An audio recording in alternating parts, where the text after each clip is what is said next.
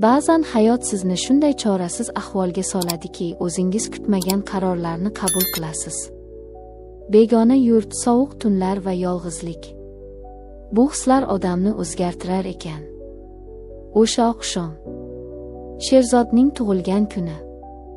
Men shunchaki do'stona tabriklash uchun borgandim. Lekin o'sha kecha taqdirimni butunlay o'zgartirib yubordi.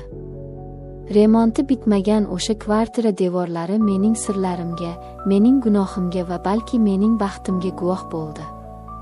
Bu hikoya adashgan qalbning iqrori. Assalomu alaykum, aziz yurtdoshlar. Bugun sizlarga aytib beradiganim shunchaki hikoya emas, bu haqiqiy hayotdan olingan drama.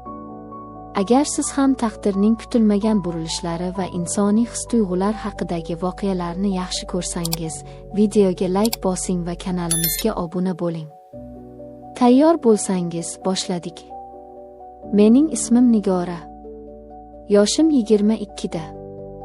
Hozir o'tmishga qarasam, hayotim xuddi bo'laklarga bo'lingan oynaga o'xshaydi.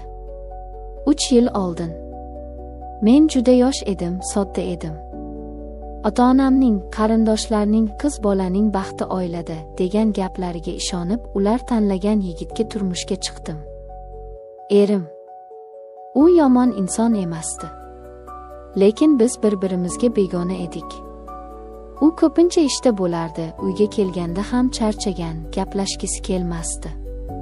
Men esa 4 devor ichida yolg'iz qolardim. Oradan 1 yil o'tdi. Eng og'iri shu bo'ldi, farzand bo'lmadi. Qaynonam meni shifokorlarga sudradi. Tekshiruvlar, dorilar. Oxiri aybni menga to'nkashdi. Ichimda bilardim, ayb menda emasligini his qilardim, lekin kimga ham isbotlay olardim. Erimga dardimni aytsam, u onasining chizgan chizig'idan chiqolmasdi. Oyim ajrashishimizni istayapti, dedi u bir kuni boshini egib.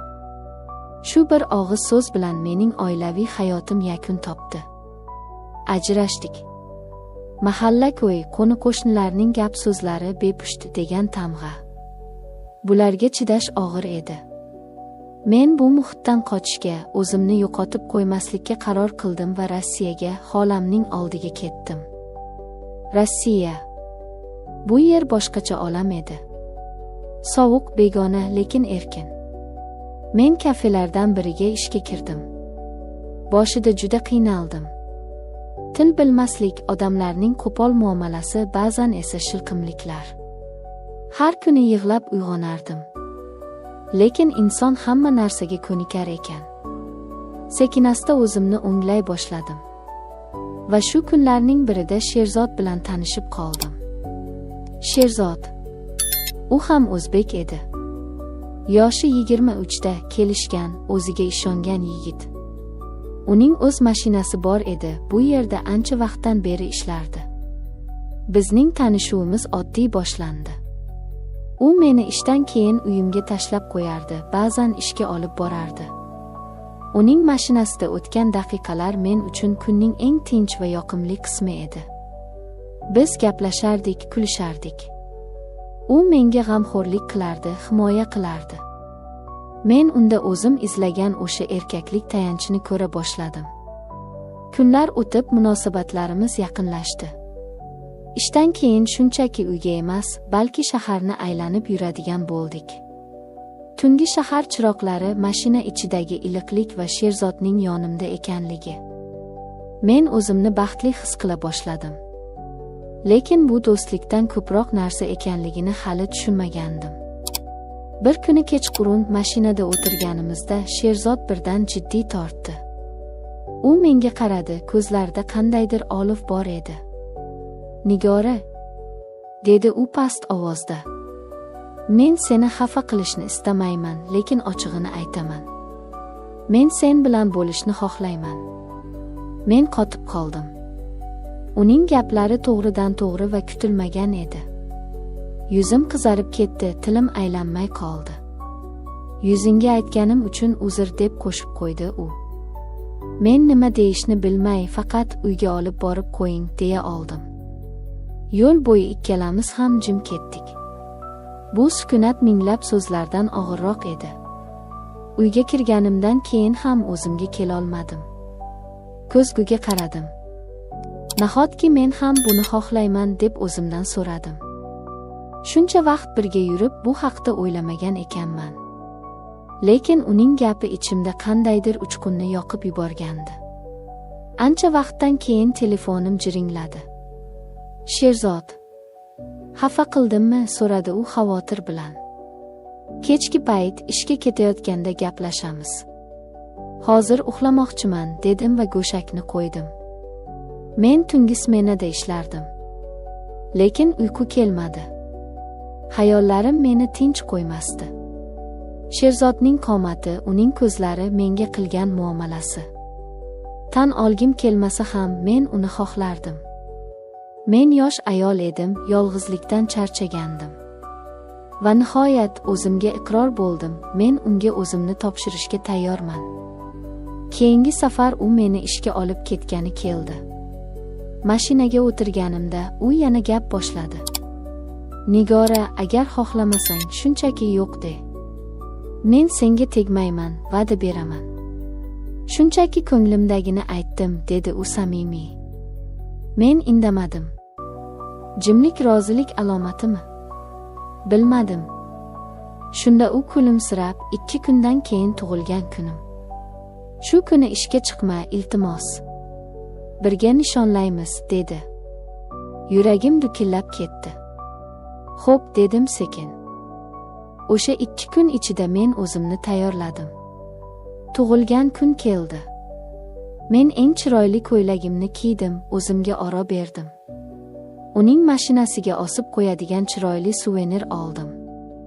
U meni ko'rib hayratda qoldi.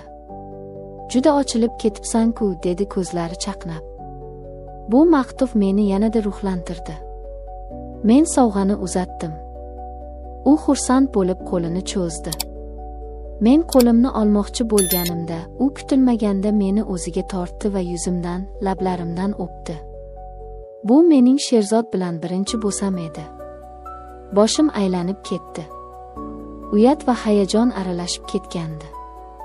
Biz kafega bordik. U yerda uning do'stlari va ularning qizlari bor edi. Muhit juda quvnoq edi. Biz ozgina ichdik, raqsga tushdik. Sherzod meni bir daqiqa ham yolg'iz qoldirmasdi. Uning qo'llari belimda, nigohlari esa faqat menda edi. Spirtli ichimlik va muhit ta'sirida men ham o'zimni erkin his qila boshladim. Sherzod meni sekin tashqariga olib chiqdi. Ketdik, dedi u ko'zlarimga tikilib. Biz taksi chaqirdik. U prorab bo'lib ishlardi, remonti tugamagan, lekin yashash uchun sharoiti bor bir kvartirasi bor ekan. O'sha yerga bordik. Uyga kirganimizda ichimda ozgina qo'rquv paydo bo'ldi. Men ketaman, dedim ikkilanib. Yo'q, bugun men bilan qolasan. Bugun mening kunim-ku, dedi u va meni bag'riga bosdi. U meni divanga yotqizdi. Uning harakatlari tez va ehtirosli edi. U meni tinimsiz o'par, erkalardi. Kiyimlarimiz birin-ketin yechildi. Men uning tanasini ko'rib biroz cho'chidim. U kuchli, gavdali yigit edi. Men esa kichkina va nozik edim. Lekin uning erkalashlari, issiq nafasi mening barcha qo'rquvlarimni eritib yubordi. Men ham unga javob qaytara boshladim. Anchadan beri erkak kishining yaqinligini his qilmagan tanam bu lahzalarga tashna edi. U sekin harakat qilishga urindi. Men esa uning quchog'ida erib ketardim. U ichimga kirganda avvaliga og'riq his qildim, lekin bu yoqimli og'riq edi. Uning issiqligi butun vujudimni to'ldirdi. Biz bir butunga aylandik. Uning tezlashi, mening ingrashlarim. Bu kecha biz faqat his-tuyg'ularga bo'ysundik. Men tezda zavq cho'qqisiga chiqdim. Anchadan beri yig'ilib qolgan ehtiros portladi. Lekin Sherzod to'xtamasdi. U meni yana va yana osmonlarga olib chiqardi. Oxiri u ham bo'shashdi. Biz bir-birimizning quchog'imizda holsiz yiqildik. Lekin bu hali oxiri emasdi. Mening ichimdagi olov so'nmagandi. Men yana xohlardim. O'zim tashabbusni qo'lga oldim. Uni erkaladim, o'pdim. U yana tayyor bo'ldi. Bu safar men ustiga chiqdim. Bu ajoyib edi. O'zimni erkin, kuchli va kerakli his qildim. Har bir harakatim menga yangi zavq bag'ishlardi. O'sha tunda biz tonggacha birga bo'ldik. Charchoq nimaligini bilmadik. Faqat bir-birimizga to'ymadik. Ertalab uyg'onganimizda quyosh allaqachon ko'tarilgan edi. Biz bir-birimizga qarab jilmaydik. Kechagi tun tush emas, haqiqat edi. Yana bir bor birga bo'ldik va keyin uyimga ketdim. O'sha kuni ishga ham bora olmadim. Tanamdagi og'riq va charchoq menga kechagi tunni eslatib turardi. Lekin bu shirin og'riq edi. O'sha kundan boshlab Sherzod bilan munosabatlarimiz yangi bosqichga ko'tarildi. Biz tez-tez ko'rishadigan bo'ldik. Yolg'izlik endi meni qo'rqitmasdi, chunki yonimda u bor edi. Taqdir meni sinovlardan o'tkazdi, lekin evaziga menga shunday insonni uchratishni nasib qildi. Ba'zan baxt kutilmagan joydan kelar ekan. E'tiboringiz uchun rahmat. Agar hikoyam sizga yoqqan bo'lsa, like bosing va o'z fikrlaringizni kommentariyada qoldiring. Bu hayotda hamma narsa bo'lishi mumkin, asosiysi umidni uzmaslik. Xayr, salomat bo'ling.